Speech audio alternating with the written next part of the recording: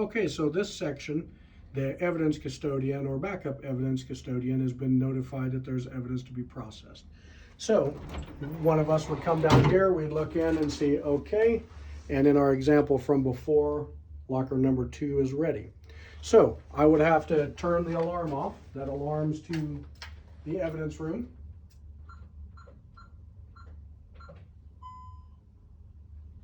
Alarm is deactivated. Come over, the door is secured. Have to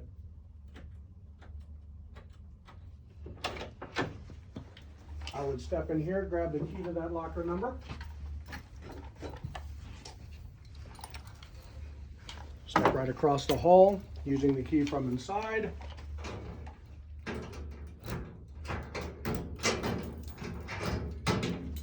Gather the contents from locker number 2. Close it, leave the lock undone. That allows everybody to know that it's been removed. So I would come in here and begin processing. Lieutenant Lease is going to follow us in here, so therefore he's going to have to sign in on the evidence room visitors log, which he's going to do for you right here on camera. Say the 16th.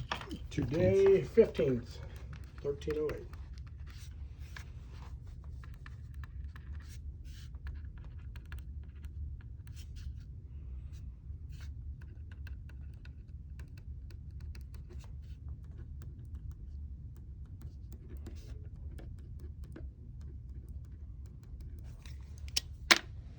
All right, so if you step inside here, what I would do is I'd come here and I would begin processing the evidence into evidence, also using PMI. As you can see on the board, we have designated areas for many things. So if it is narcotics or currency or firearms, all of that goes into gun safe 2, which is right here, further secured by punch code. Narcotics and cash are set up over here.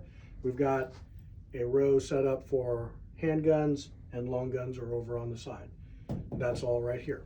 If it is blood test or any other DNA kits that involve blood, we go to 1B2, which would be right here.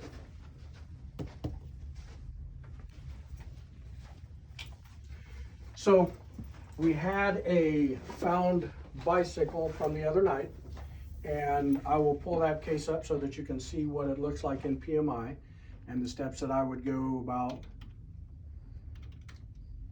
inputting.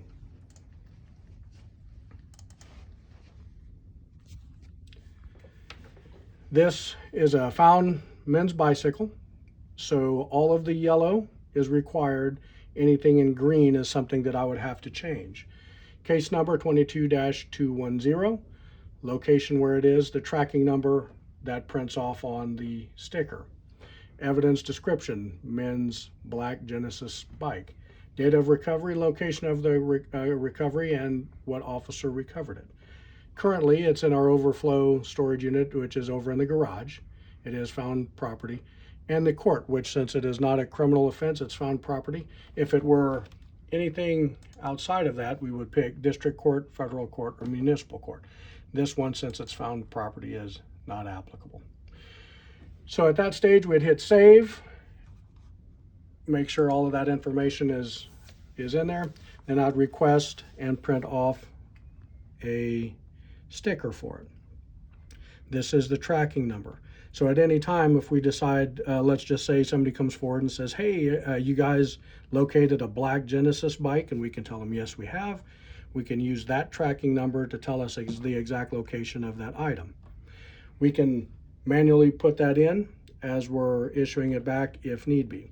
However, if not, let's just say this is going to be evidence in a criminal case, we would assign that to a location based on the information up here. If it is not one of those, we would select one of these other stations and start filling that information up. So as you can see, most recently we've been using 4. Here is a knife case. Again, information was processed. We check to make sure that it's put in correctly. Kitchen knife, all of that is correct. There's our number. Sealed over, Excellent. Initials dated. All right, that has not been disturbed. So it will be assigned based on here. The number will be placed on the evidence, and it will be assigned appropriately in this location. So when it comes time to either dispose of, take it for evidence, or return back to its owner, we know exactly where the evidence is based on our filing system. Then we log it out on our PMI system, whether it be going back to the owner, whether it has no evidentiary value, and therefore the destruction order comes over from the county attorney signed by a judge, then we would dispose of appropriately.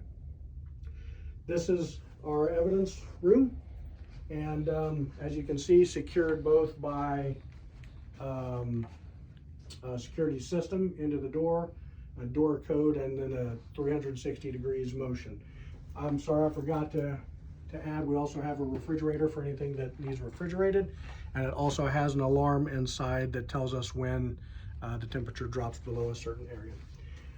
CDs and DVDs are all assigned here. USB drives right there. All again based on our coding system here. Everything that needs to be done can be done in this room with the door secured. We don't have to move it. Once we remove it from the locker 3 steps away, we're able to come and do the rest of our work in this area and assign it and store it appropriately. And that concludes this section of evidence processing.